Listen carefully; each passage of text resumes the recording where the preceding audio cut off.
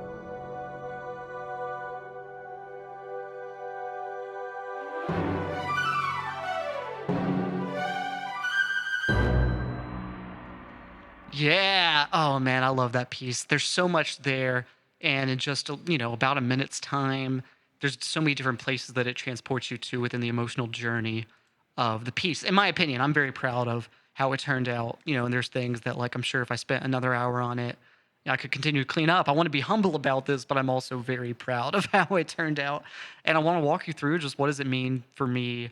How do I compose something like this? And I mean, basically, it's like I had a script to go off of, right? So I'm literally thinking about the scene and the different beats of the scene as a piece of filmmaking. And that is, of course, guiding the composition. I'm not just composing as a composer.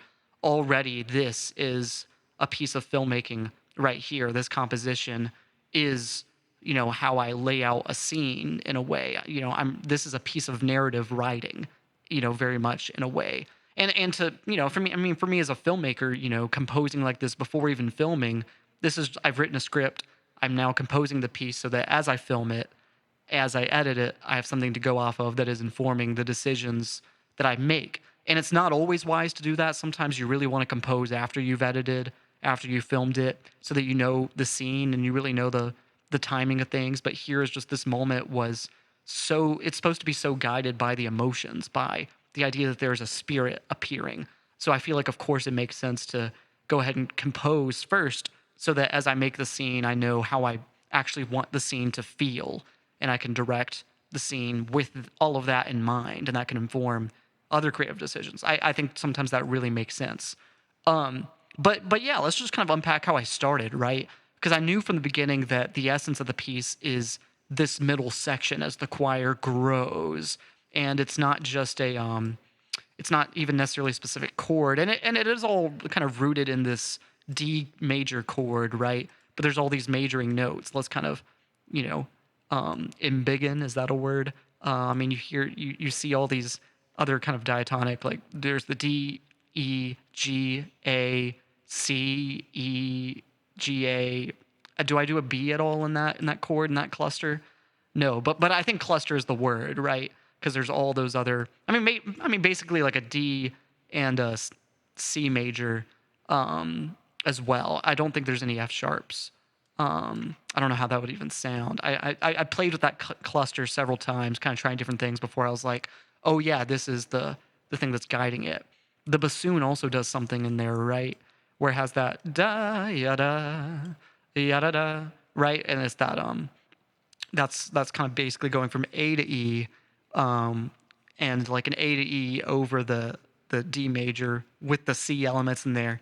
I mean, it very much is a cluster and several things on top of each other that, especially from the context of this section, the piece is introduced with a G minor section, but I knew I wanted that D major cluster, which is why I started in G, so that that fifth, that powerful, I wanted to give context to that building up with the five chord, because it is something that naturally makes it sound unresolved. I think just like to be specific about it, and just to kind of show you that specifically, I just want to kind of play the beginning up to that section so you can feel that, like, how you have this section which introduces that minor one, and so going to the five chord is the sudden, like, ooh, is it going to resolve? Is it going to resolve? And it's building up to, is it going to go back to that minor one that we started with?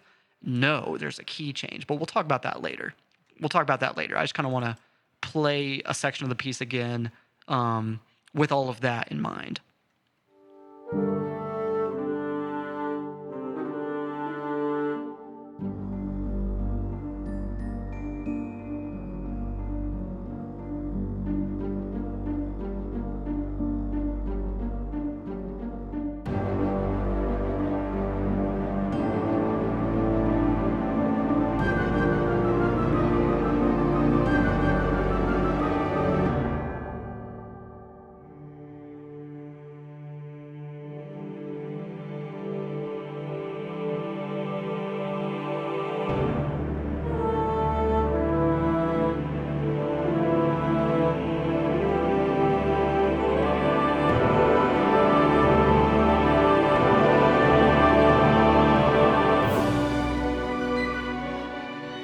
I'm gonna stop it right there, just just to kind of like, oh no, we're not quite there yet. We're not quite talking about that yet.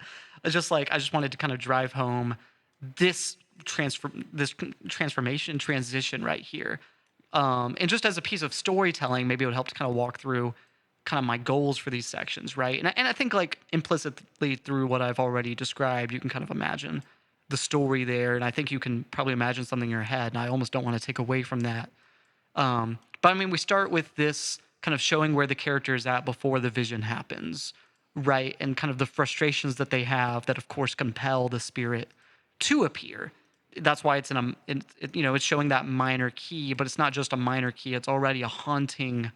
Um, it's not even a whole chord progression. It's going back and forth between these two chords, and you can kind of see the shapes of that through the pizzicato line. I wonder if there's another instrument that would better show it off.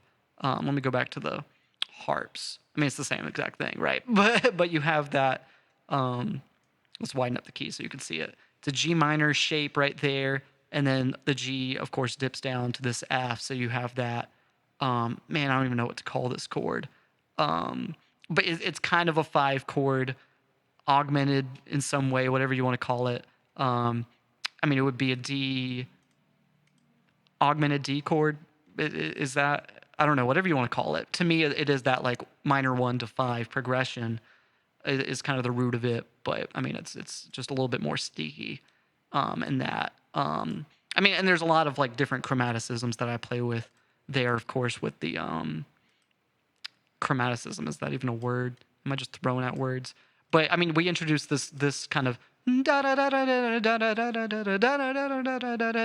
this kind of falling, and I like that they're notes, right? Because I could do this kind of slide, right? And I could do a slide, but I really wanted them to be distinct notes. So you have that falling shape is really clear, and there's a rhythm to it.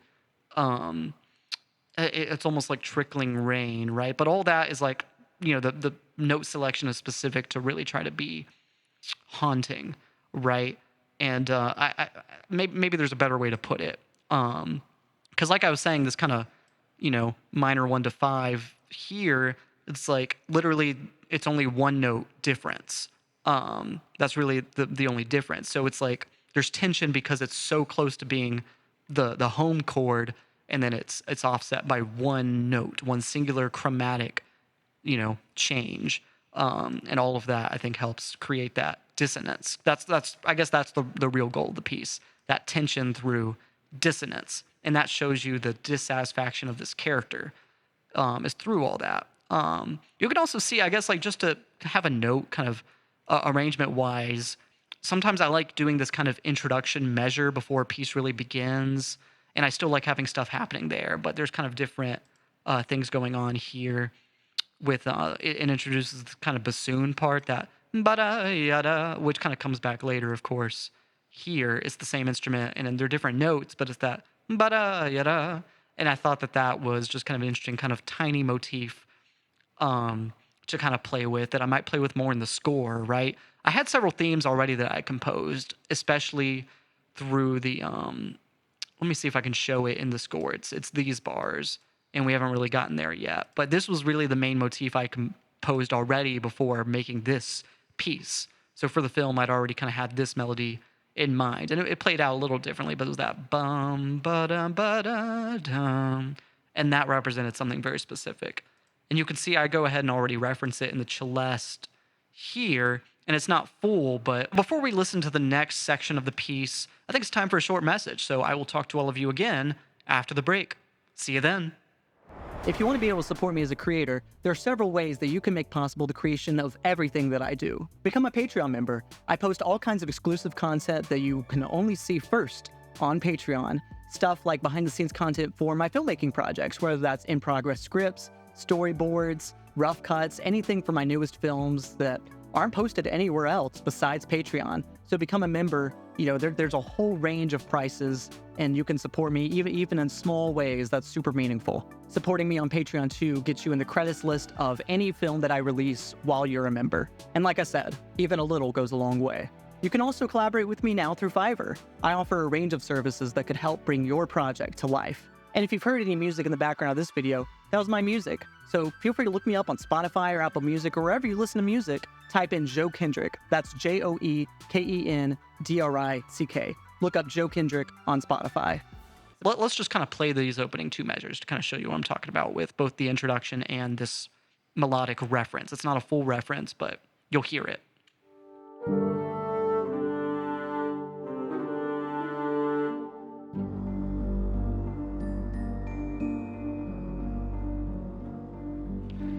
All the, I guess the context of all the other instruments involved helped complete this melody as well. And if if you're playing this in the context of the other pieces in the soundtrack, I'm excited to show more of those.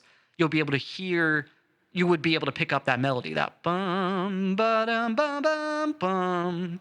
I guess let me show you the implied notes, the missing notes, right? It's that, it would be this G here, ba-dum, ba-dum, bum. It's like these are two notes are completely absent, but they're implied and they show up in other parts, right?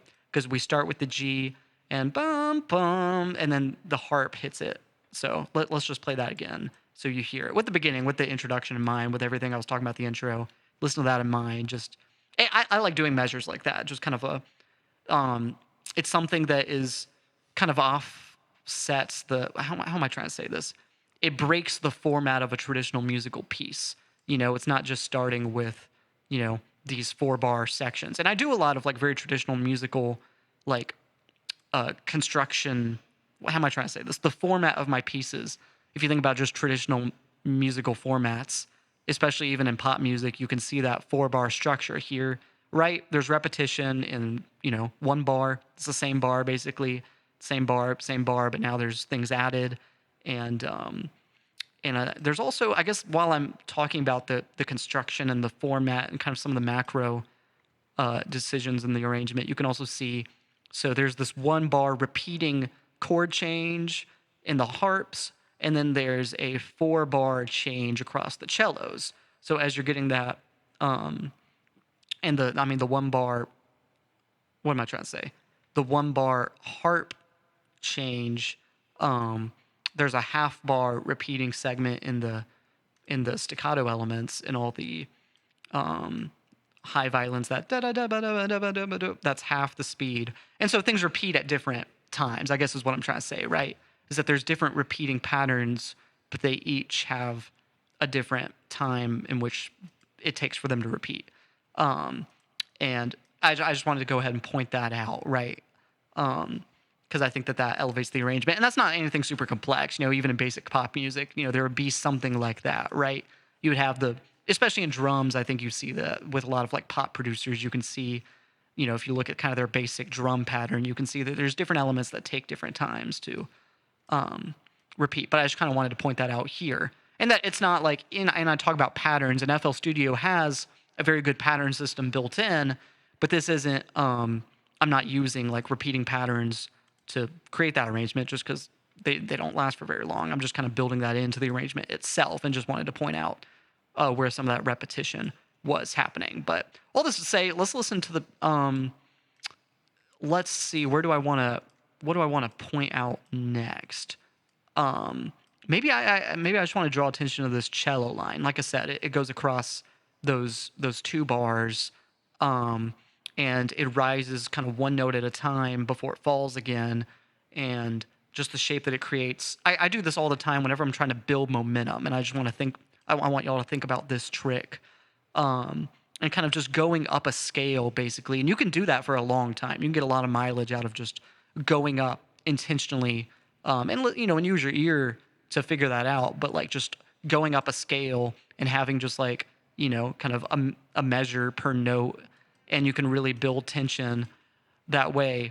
And just kind of what you land on, you know, and you can end with like a very suspenseful note right here. Like I'm just kind of drawing out like a C minor um, kind of ascension thing that I could use to build tension, right? Where it ends on the B, and then you really want to resolve to the C, and that's just kind of creating something in a scale.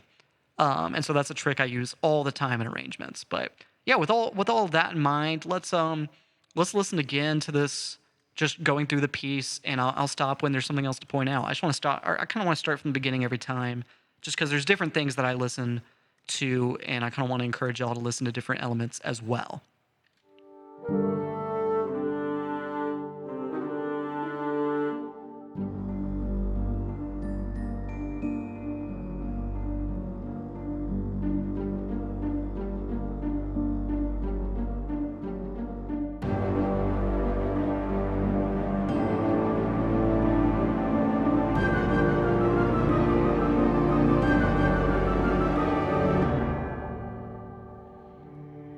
Before we keep going, I guess like the next thing I want to point out is just in the vein of everything I've been talking about. Just think about how a piece of music escalates, right?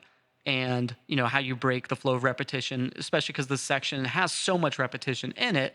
And one way is to just continue to build and add in new elements. That's an easy way to just kind of make a repeating section more exciting the more you add in. And so you can see that doing the same thing the cellos did is a French horn, and I think the tuba is doing the same thing an octave down as well. And with that as well, we're introducing drums. So you have that changes the feeling of the piece as well. So it's not just, it's just adding on to the feeling that was already there with new instruments. It's, this is more somber, this is more haunting, you feel the grief of it. But then there's escalation, there's anger, even there's frustration. And with the war drums, right, with the horns, the low bassy horns, with the bass itself, adding in extra notes, right? Because it also, I use a bass to double what the cello's doing as well, and just adding to that initial drone that it has, that low drone. All of those change the mood and help transition into this next section where, you have this grief changing to anger, changing to, wait, there's change. We're going to that 5. We're waiting for resolution because something is being introduced, something is changing, arriving, and it's recontextualizing what we already heard. We were in G minor, we're hearing that 5 chord, but now there's some extra notes that weren't, that are borrowed from other chords, and it builds and builds and builds until there's a key change. And I want to talk about that key change finally, because this is one of my favorite tricks to do, and I don't do it enough.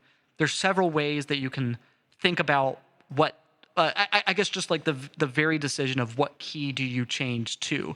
There's several tricks that make that easy, right? You can go up a step, go up a half step, and both of those are easy ways to have just a natural key change. Just go up one step or half step, depending on the song, depending on the key, depending on just kind of the conventions.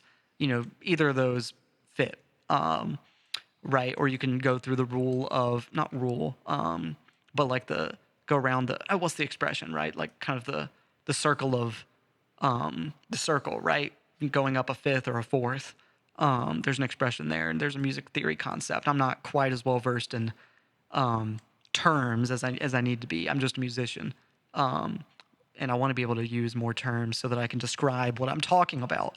And it's for the benefit of describing it, not for the benefit of. Sometimes it's for the benefit of creating it. We'll talk about music theory and how I think like a good musician can approach theory, because I guess it is both. It is both just for being able to add language to your to describe the music you're making, and also to help give you new tools and teach you new give you I guess new components to work from, music theory concepts that you can go, oh yeah, I want to add that to my next piece. That's the benefit of music theory, but that's a different discussion. Let's actually talk about this key change, because what I'm doing here is I'm taking where everything is landing on this D chord. It's going. We're expecting that maybe it's going to go back to the one, that minor one with the G minor, but it doesn't. The D chord goes to a B minor section. And I love that, right? And what's happening is this note that was once the 5 is transformed into the minor third of the next key. And I've done that as well with key changes that go from a melody will go back to the one note at the end of a melodic phrase, and then as the next measure starts, that one is transformed into a minor third as there's a key change. By just staying on the same note, that note is recontextualized as the other elements change. I'm thinking of, can I go ahead and provide an example? Let me pull up an example of that before I continue. All right, so this was a piece that I also composed for my Night Terror short film that I talked about earlier, that I released in 2022. This was a piece. I mean, there's so much I could say about this piece, but really I just want to point out the key change. So listen with me. I think just let's start around here, and just we can pick up from there. Figure out where to cut in the. I'll figure it out in the edit how I want to how I want to present this.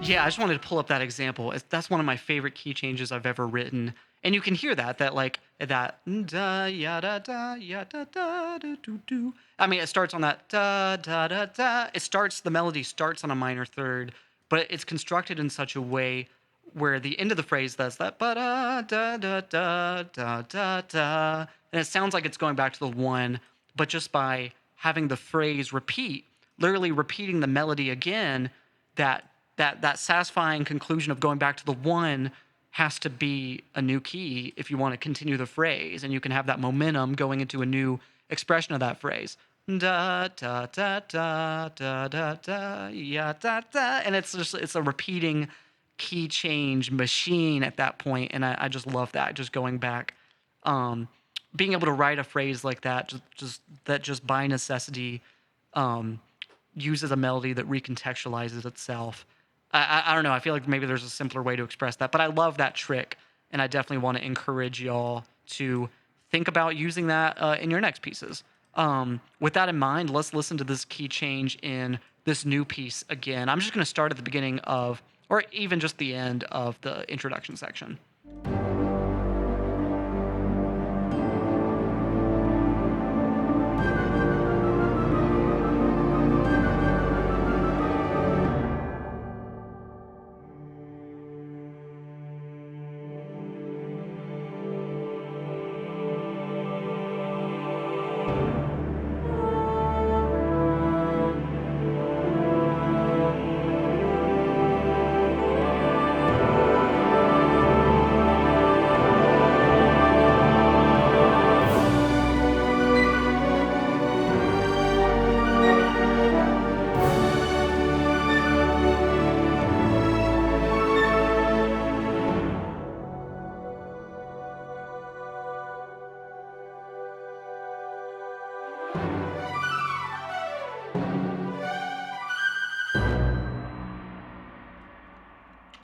Yeah, there you have it. So I guess like with that previous example in mind, you can even see it right here, literally looking at the notes. You can see how that D from the previous chord now starts the melody with that ba da da da da da do. That D literally carries through, and it's not carried through by a single instrument like the last song used, but it is the note carries on until it is transformed into a new key, even though it's the same exact note persisting beyond them. And I think that that really helps the key change as well.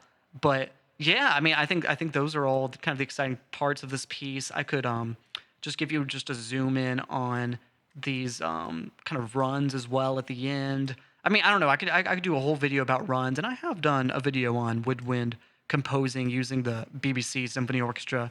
So feel free to watch that if you want just a little more input on how I compose. But just here, yeah, you can see all the velocity changes. You can see just the way the let me change the grid so you can see how it snaps a little better. Maybe even go 1 degree further just by zooming in. But yeah, I mean, you can see just kind of take a look at that. And I feel like if you want to kind of study that and kind of figure out the chord shapes that I use and kind of the directionality of it all, that right, like I mean, that's something that comes very naturally to me just through I think like the music I've listened to, the orchestral music that I'm interested in, and I don't even know if it's realistic for a player, but at least with digital orchestral music in mind, just kind of creating woodwind shapes is something I do very quickly, and it's usually just because I hum through it, and I'm just thinking of something that comes very just natural to hum. And even though I couldn't hum this line, like it's too hard, and just kind of I'll be composing and then just go, oh yeah, I want to do and just kind of already with humming through it like that, I can feel the velocity. I can feel that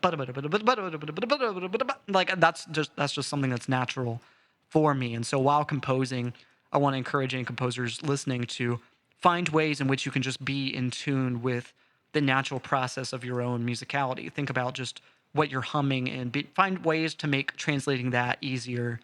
And sometimes it's hard, and sometimes like you're like, oh, I want the piece to sound this way. I want to be able to use like this kind of emotion and you know, these instruments, but what do I do with them? And just I think the knowledge and wisdom of that comes from listening to orchestral music or whatever genre you're making. Um, and the specificity of like what can you do with different instruments. I think that comes from research and doing your homework and just figuring out like just being in touch with your own inspiration and figuring out the specificity of your own vision and just being in tune with that as you're composing.